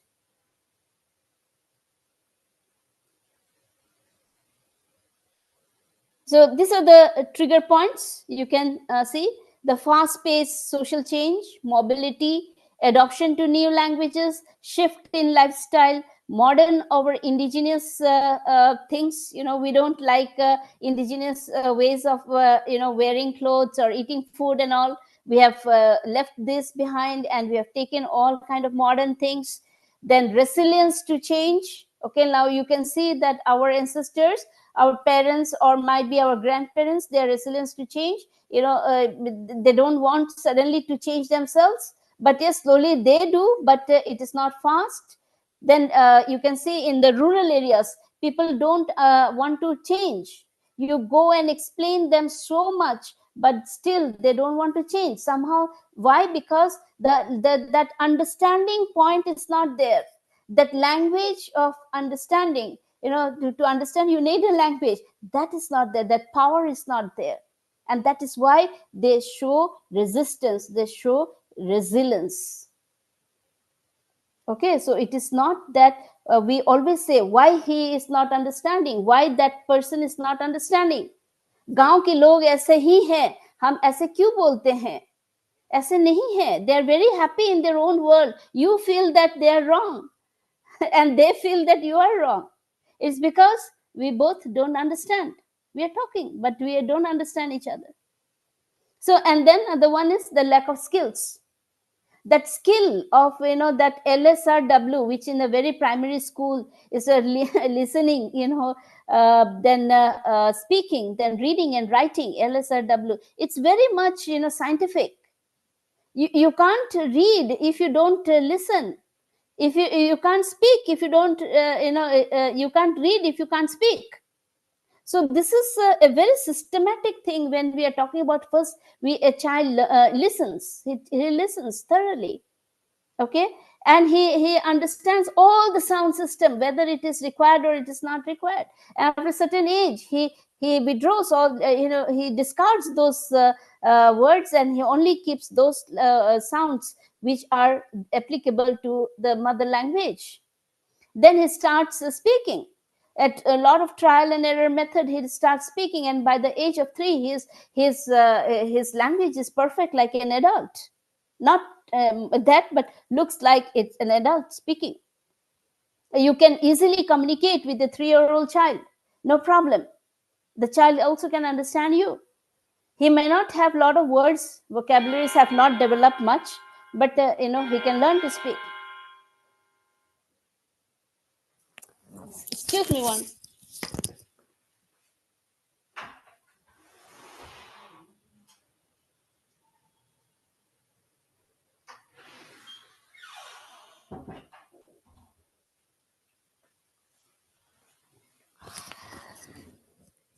I'm sorry. So, and then finally you can see that home, schools, community, place, and region all are, the trigger points. Now, here we are talking about not only employment, but everything. Now, these are certain postulates which I want to just skip from here, and I'd just like to say that there is a language and then there is an art. Now, when we are talking about perception and reasoning, we are talking also about basic communications. We are talking about fluency. We are talking about neutral accent and good pronunciation. So here, when we are talking about this, we are also talking. We also need to understand that education.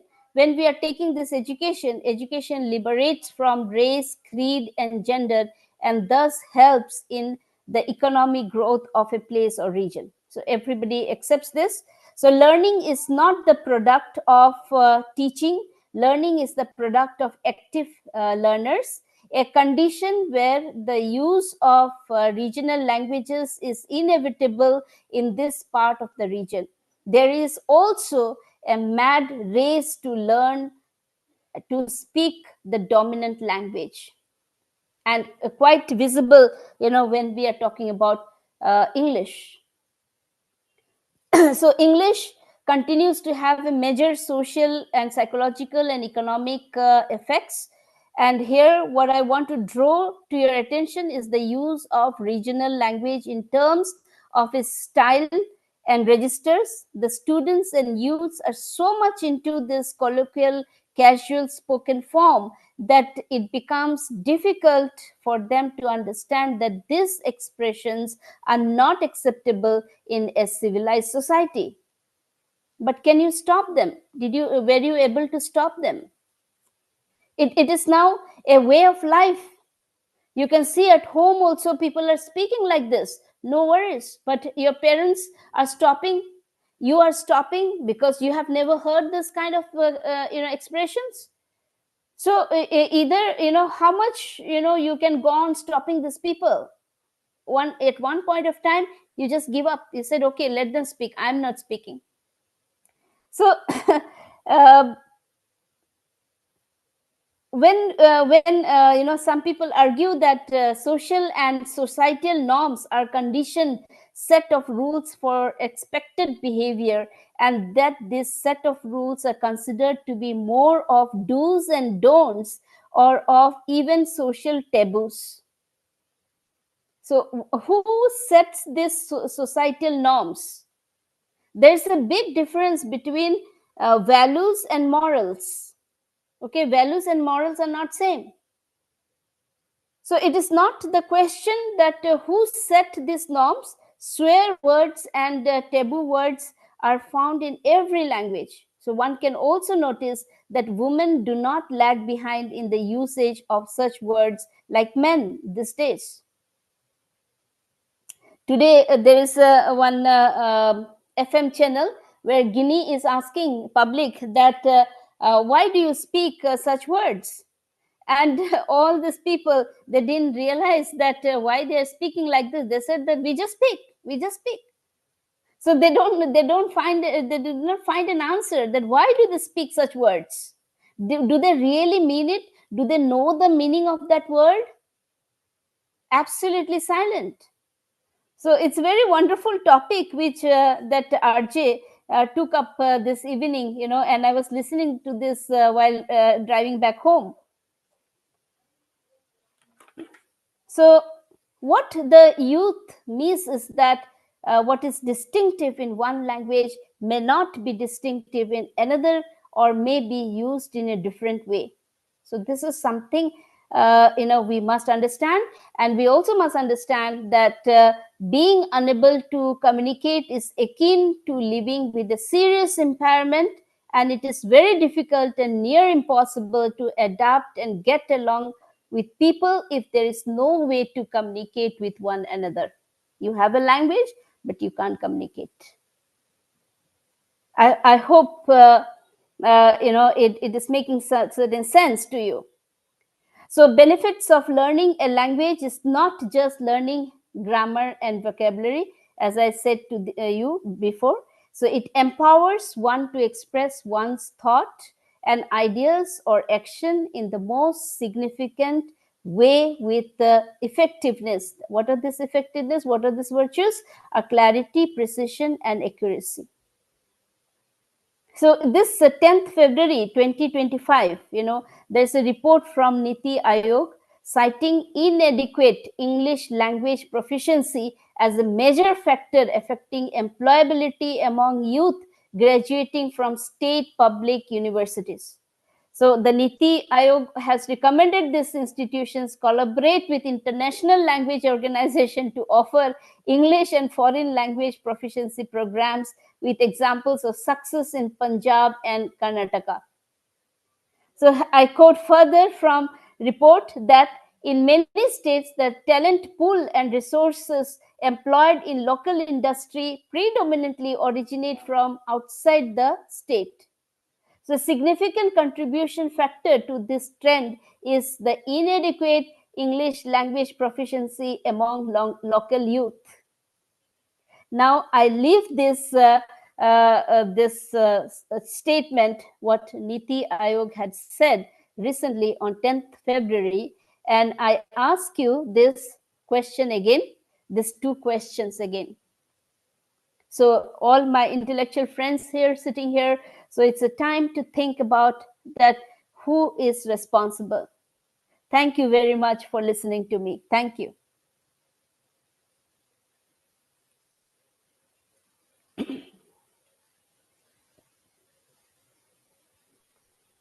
Over Dear to you. participants, if anybody has any query or if they want to discuss anything with the ma'am, the session is open for the discussion.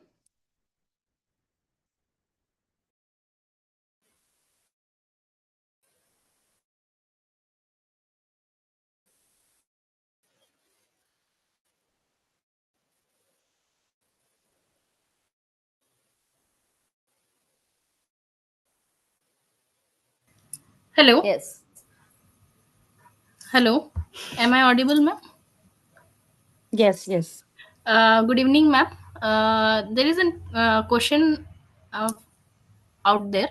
The question is like the states like Kerala or Karnataka, they are more focused about the English language, not the Hindi language. So the more awareness we make, the more they make the conflicts. So how the youth of Karnataka and Kerala being indulged in this?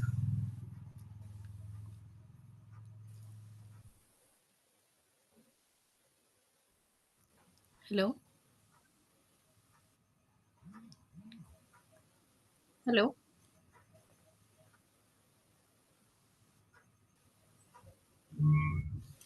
Hello.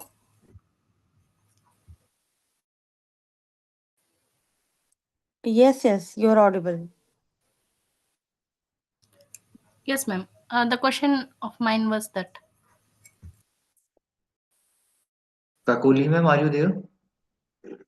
Uh, I think ma'am there is a network issue. I think video is stuck and no audio is there. okay, we can wait for a few minutes.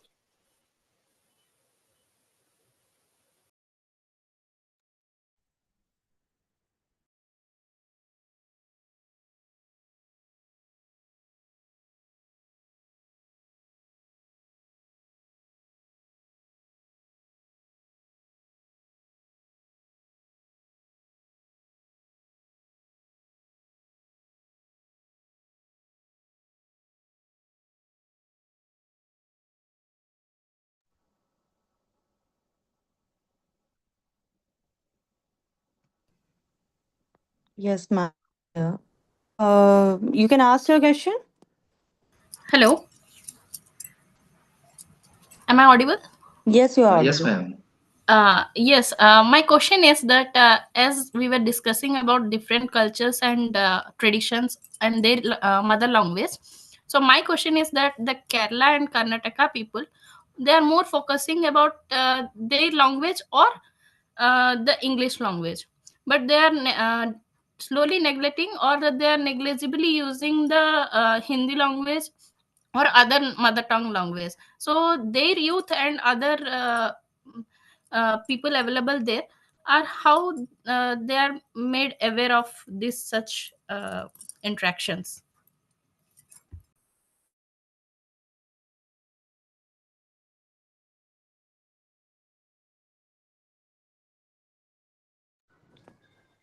Ma'am, you can unmute yourself.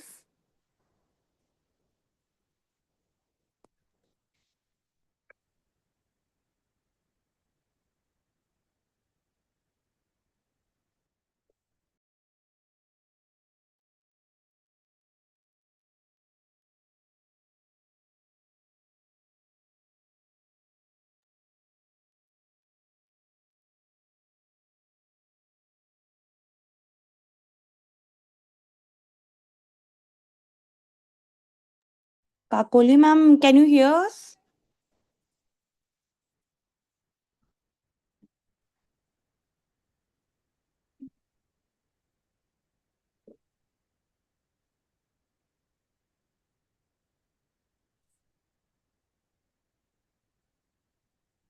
Ma'am, I think there is a like some technical glitch or something. Ma'am is unmuted. Yeah, I have joined from my phone. There's Okay. can you hear me now? Yes, ma'am. Yes, ma'am. Yes Yes, ma'am. yes. I think this is good. Yes. Yes. Yeah, you can ask me. Yes, ma'am. Can I repeat my question? Yes, please. Yeah. First of all, thank you, ma'am. you have given such an interactive section. So one of my question is that, as you have said about the cultures and the mother language perspective. So my Yeah. question is that most of the people from Kerala or the south part, they're mostly focusing on their mother language. So their youth and their people, how we can make them aware of this such communication, because What mostly they are not interacting much with their except their mother language or English. Then recently I have seen somewhere that they are erasing the Hindi posts or Hindi kind of thing. So how we can make them aware of these such things? Okay, madam, this is a very good question. Now, please try to understand. I have already answered that question in my talk, and you can see that on one point I said that uh, people don't need to learn a different language if they are self-sufficient within their own domain. Okay, why they should learn a different language?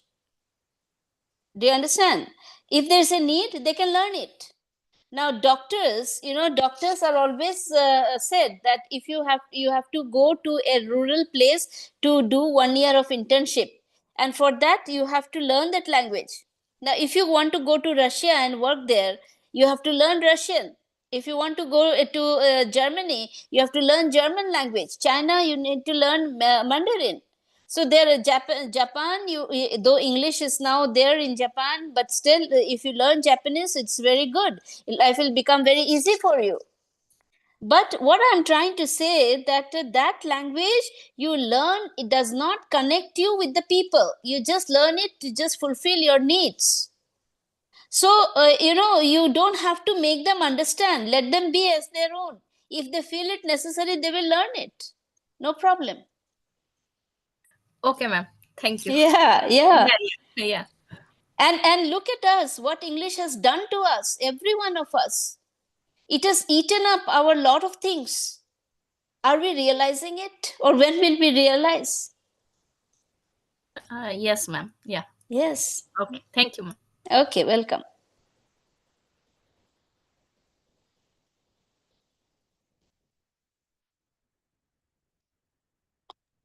Anybody has any queries or any questions?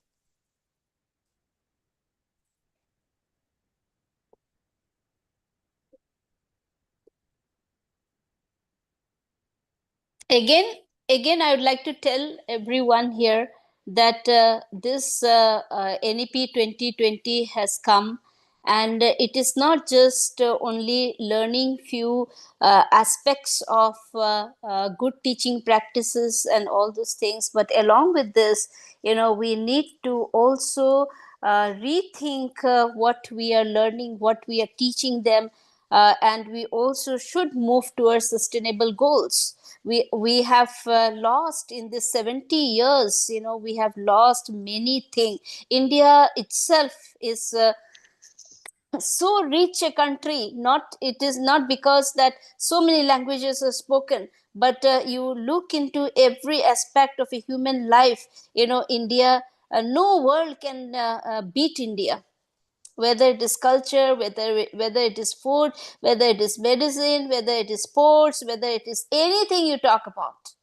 It is so rich and so vibrant, and today we are giving up all those things because of modernity. We are staying in the urban areas, and today folk songs have become very in every kind of what is that called, gathering, social gathering and all. Folk songs are now coming up, but not that folk songs which our ancestors had. It is all kind of fusions.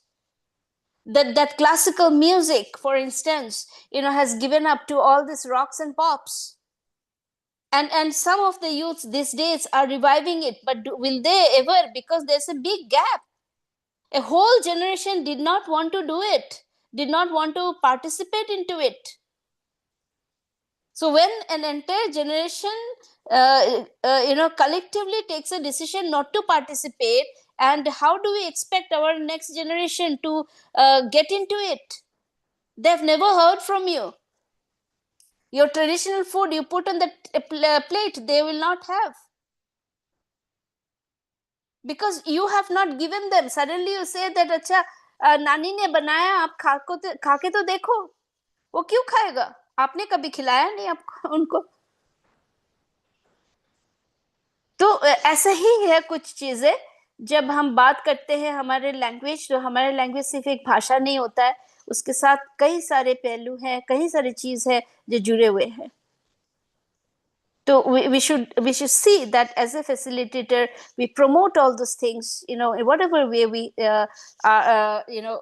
think we can do, in the classroom, in the group discussions, in your project works, you just give them and you see what they can do. Help them to read books, old books, old things, try to bring those traditional books and all those things into your library, into your classrooms. Give them an assignment to read all those things.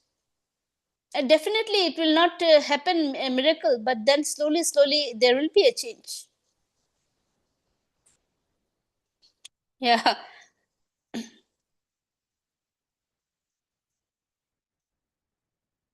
So that's all I want to say here. If there is no question, then we can wind up. Yes, ma'am. Yes, ma'am. So true, ma'am. I'll ask for the thank you note. Yes. Am I audible? Yes. Yes. So thank you, ma'am. I sincerely appreciate your insightful session on navigating differences in communication styles across cultures during this workshop, UGC FDP on NEP. Your discussion shed light on the importance of understanding and adapting to diverse communication styles, which is essential in today's globalized world. The way you explained cultural nuances, verbal and non-verbal clues, and their impact on effective communication was truly enlightening. Your practical examples and interactive approach made the session highly engaging, helping us grasp the significance of cultural incentives in professional and academic settings. The knowledge and strategies you said will help us navigate cross cultural interactions with greater awareness and confidence. Thank you for sharing your expertise and valuable insights with us. Your session has broadened our perspectives and will surely contribute to more effective and inclusive communication. Looking forward to more such enriching discussions in the future. Thank you, ma'am. Thank you so much. Thank you. Ma'am.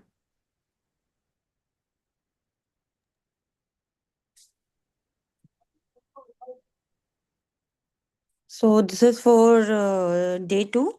We will again meet tomorrow at 5 p.m. Thank you, all of you. Thank you. Thank you. Thank you. Thank you so much, ma'am.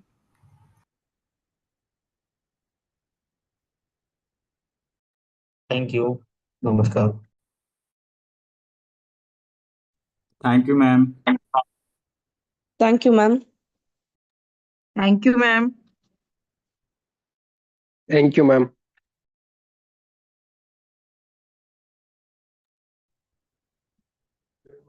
Thank you, ma'am. Thank you, ma'am. Thank you, ma'am. Yeah, thank you, ma'am. Thank you, ma'am.